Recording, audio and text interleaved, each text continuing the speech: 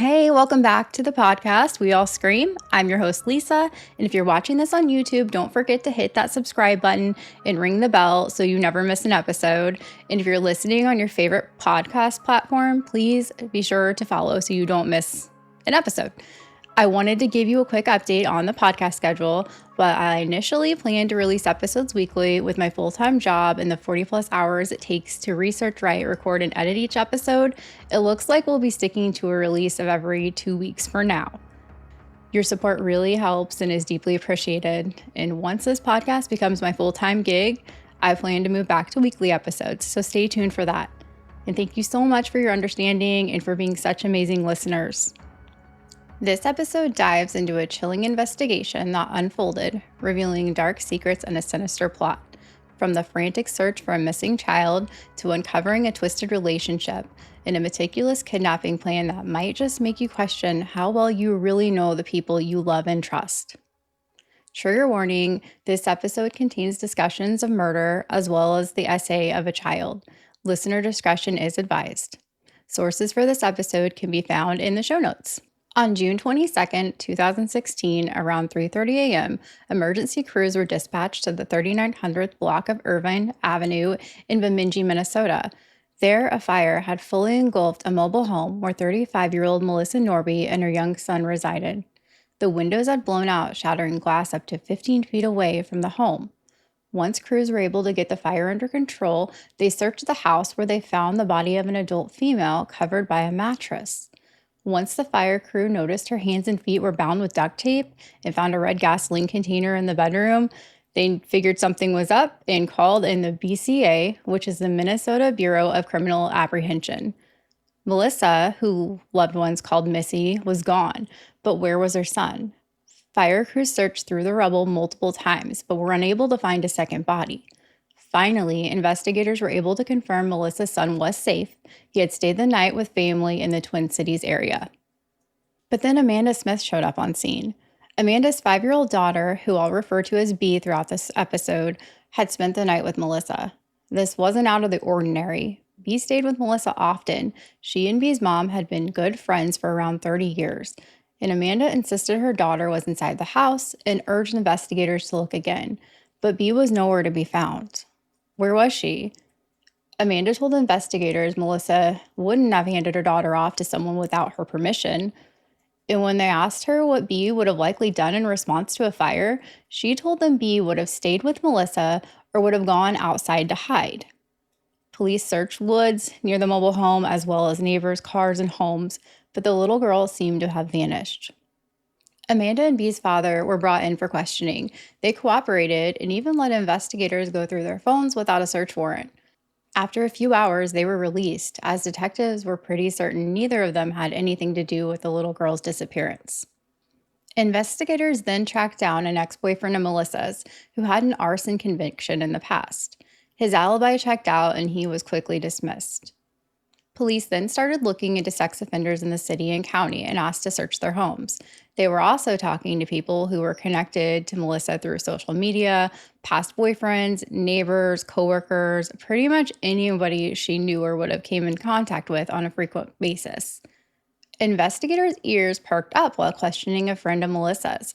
She told them Melissa had recently been seeing a guy named Chance, and during sex, they would act out like daddy-daughter scenarios. She also mentioned Melissa told her sex with Chance was rough and sometimes would turn violent. The relationship was on again, off again, and Chance really didn't seem interested in an actual relationship. Once he punched Melissa, choked her out, and ended up her. Several more friends verified the secret relationship with Chance and learned his real name was Jacob Kinn. Jacob was 32 years old and he owned a food truck that went by the name Jake's Eats. When investigators heard his name, they were all ears because they knew Jacob well. Not only was Bemidji a fairly small town with a population of around 15,000 people, Jacob was a registered sex offender. In March of 2012, Kinn was investigated by the Internet Crimes Against Children Task Force, aka ICAC, after his IP address was suspected to have downloaded child. After subpoenaing Microsoft Corporation to find the physical address where the IP address was registered, it led them to Kinn's residence in the 3700th block of Mill Street. Kinn was charged with 6 counts of child possession after 6 files, including a video that was more than 23 minutes long of girls who appeared to be around 12 years old engaging in inappropriate acts. In February of 2013, just 7 months and 1 day after bailing out of jail, where he was being held on child possession, Jacob created an ad on Craigslist looking for a 2 to 9-year-old girl to pose in various outfits for his personal collection, for compensation of $150 per hour. An undercover officer posed as a mother, and Jacob had an email exchange with the fictitious mother, and they set up a time and day where she would hand over her daughter to Jacob for the photo session. On February 25th, the undercover officer met with Jacob at an undisclosed location where he was arrested and booked on charges of possession and dissemination of child. Unfortunately, he was able to come up with a $15,000 bond and was released. When police searched around Jacob's tiny, white, shed-like house, there was no sign of him or the missing girl. Jacob was still reporting to a probation officer, so detectives asked her to call him and let him know that it's common for police to talk to registered sex offenders when there's a missing child, and they'd like to just, talk to him. He agreed to come into the station and arrived a little bit after midnight. Detectives told him when things like this happen, it's routine to question local registered sex offenders. So Jacob told them that he knew about the fire and the missing girl, and he admitted he knew Melissa from work, but he hasn't talked to her in about 6 or 8 months. After an hour into the interview, detectives told Jacob they had multiple reports he and Melissa were in a relationship. Jacob said he heard the same thing and thinks Melissa spread the rumor when she found out he was dating someone that they worked with. He went on to say he wasn't the least bit attracted to her. When investigators showed Jacob a photo of the missing girl, he said he had seen her before when Melissa showed him a photo a couple years ago. When he was asked where he had been the last 48 hours, he said he had been fishing up north. This whole time, Jacob sat with his arms crossed and was very defensive. That only escalated when they asked him where up north. He said he was fishing offshore at a resort on Clear Lake, but couldn't remember the name of it. He then went on to say he doesn't see why this matters at all. Detectives then asked if someone could verify that he was at Clear Lake, like maybe the resort owner, and he said no. When asked to describe the resort to them, he says, "It's just a resort." Then asked why they're so concerned with his fishing location. They showed him a photo of the gasoline container and asked him if he had one like it. He said yes, that it was at home, and that he had several. They tell him they know he had a relationship with Melissa, and her son even talked about him. Still, he denied the relationship and said she had a crush on him when they worked together, and that was it. They showed him the photo of Bia again and asked if he recognized the little girl. He responded, "I already answered that question." Investigators were feeling the pressure. It had been 24 hours since the fire, and they still hadn't found the little girl. Statistically speaking, the chances of finding a missing child alive after 24 hours is slim to none. What Jacob didn't know is that prior to his arrival, investigators were able to determine his location during the phone call he had with his probation officer. His phone had pinged off a cell tower close to Big Fork, which is 30 to 35 miles from where he claimed he had been fishing. When it's brought up, he said he couldn't explain why his phone would ping off of a cell tower so far away, but he was fishing at Clear Lake. Detectives then asked if he had fishing rods in his vehicle. He said yes and told them they could go see the rod and the tackle box, but they were not allowed to search his Jeep because he didn't trust them. He then starts shouting at detectives that he doesn't know why Melissa said they were seeing each other, and he's never gone by the name Chance, and he doesn't even know anyone named Chance. He then goes on to say, quote, "I don't know where she's at. I don't have her. I wish I could help you find the little girl. I'm sorry something happened to her, but I had nothing to do with it," unquote. Investigators were trying to obtain a search warrant for Jacob's person, vehicle, and house, but the judge wasn't responding as quickly as they would have liked. Legally, they can't hold him indefinitely while they are waiting for the search warrant to be granted. So they try everything to keep him talking to them so he won't leave. At one point, he told them to get the judge's orders right this second, or he's walking out the door and taking his Jeep with him. After a while longer, Jacob stands up and attempts to leave. A detective blocks him from leaving and tells him to sit down. He tells them he wants to call an attorney, and they tell him he can call whoever he wants, but he needs to sit down. After 4 hours of questioning, Jacob finally offered to just leave his clothes, his vehicle, and his phone if he could just leave. So even though investigators were sure he was their guy, they had nothing to hold him on at that point, so he was released. The Jeep's undercarriage had a lot of grass and wildflowers stuck to it, which is not something likely to happen at a resort.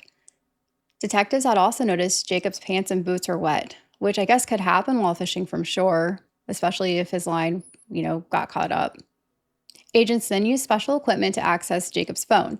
As they expected, it was full of inappropriate photos of children, but what they didn't expect would be revealed in text messages Jacob had tried to delete. Once the messages were recovered, the agent literally yelled, "Bingo!" He had discovered a string of texts between Jacob, Kinn, and Melissa Norby. The two had created an elaborate plan to kidnap Melissa's best friend Amanda's 5-year-old daughter, B. An investigator had said he had never seen something documented so complete. The kidnapping was actually supposed to happen a week earlier, but something came up and Amanda didn't bring B over to Melissa's.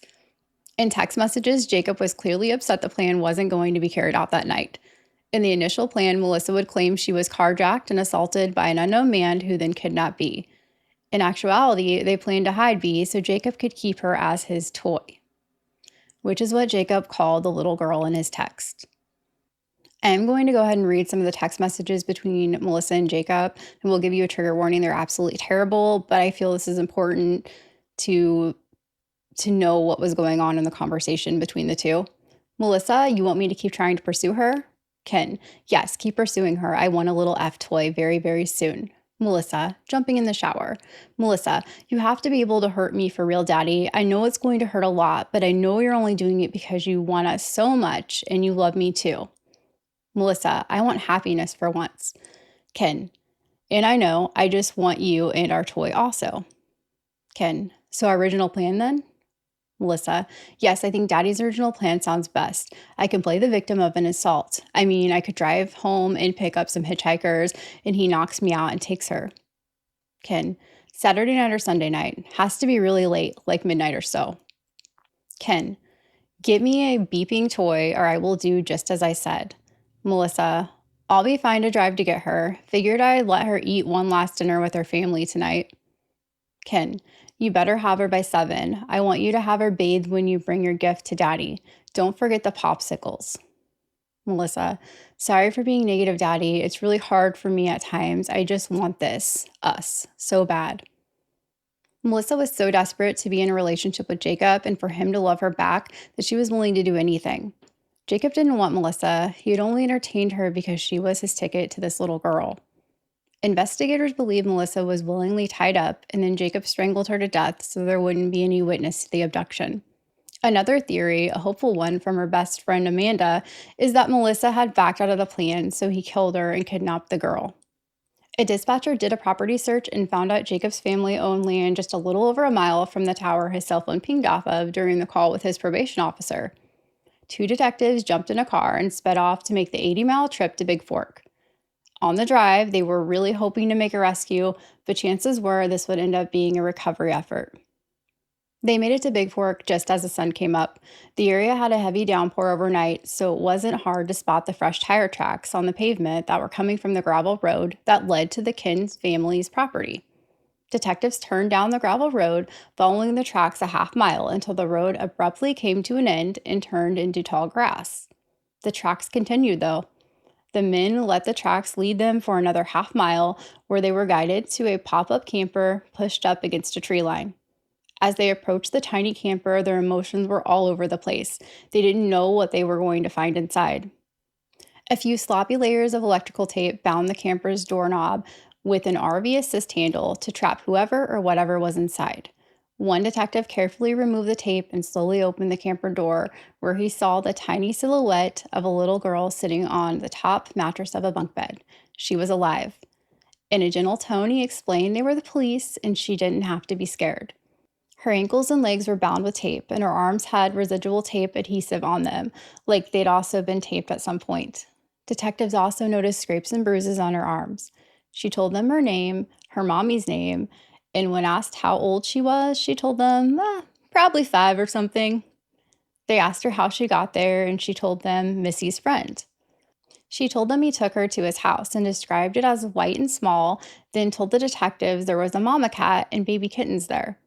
A photo is taken with B in the detective's arms, then sent in a group message to colleagues that said, "Arrest him." An hour and a half later, Jacob is seen driving his dad's truck and he's headed towards Big Fork, where the camper with B inside was located. He's pulled over and arrested without incident. Thankfully, detectives had reached the camper before Jacob was able to get to it.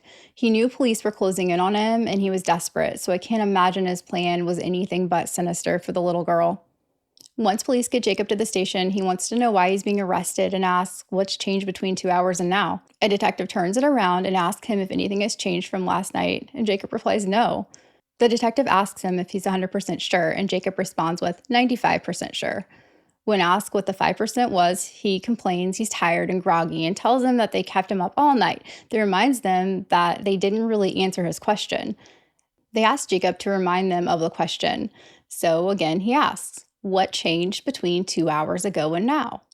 The detective closest to him holds up his phone and shows Jacob the photo of a detective holding the rescued little girl. Jacob's just staring at the phone in disbelief and nods his head once and continues to stare at the screen before the detective asks, "Is that the 5% you're talking about that you're not sure of?" So they tell him to start over and they remind him that they know way more than he thinks. Jacob decides to answer a few questions and admits he started talking to Melissa about 2 weeks ago, maybe a month ago, and would role play daddy-daughter scenarios over the phone. He then admits he went to Melissa's Tuesday night knowing the little girl would be there. He then told detectives the little girl was there once before when he was visiting with Melissa. When asked what the girl's role was, he said she was looked at for the most part. He then ended the interrogation by stating he wanted an attorney. Investigators believe Jacob went to Melissa's home and strangled her with a belt in the early morning hours of June 22, 2016. He then kidnapped V and brought her to his shed of a house where he assaulted her, then left her there tied up. He then drove back to Melissa's mobile home where she was dead inside, doused the inside with gasoline he brought with him, and lit it up in an attempt to cover up the murder. Later, he used his Jeep to relocate B to the camper on his family's land in Big Fork. Jacob took a plea deal with prosecutors and pleaded guilty to kidnapping, first-degree criminal sexual conduct with a minor, and second-degree unintentional murder. Why unintentional? Melissa was known to enjoy being choked out, so an argument that she was accidentally killed could have been used by the defense. Since he took the plea deal, B was spared from telling her story of torture and abuse in an open court, but B was still given a voice. She wrote the monster a letter telling him she hated him, she does not like the way he plays with her, and that she didn't want to play with him, and then thanked him for letting her play with his kitties. Jacob Kinn was sentenced to 52 years in prison, but received credit for 369 days served.